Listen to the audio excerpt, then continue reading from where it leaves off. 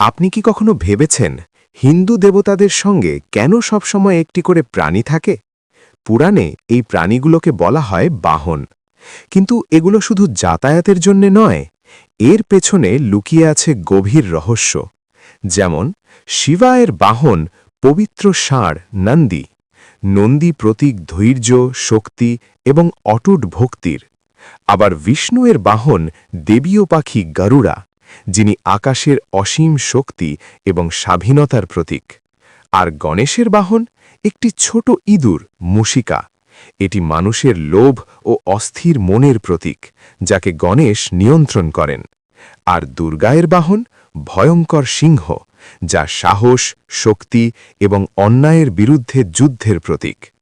তাই দেবতাদের বাহন শুধু প্রাণী নয়, এগুলো আসলে মানুষের স্বভাব, শক্তি এবং প্রকৃতির গভীর রহস্যের প্রতীক। আরও অজানা রহস্য জানতে এখনই সাবস্ক্রাইব করুন আননোন ডোজকে।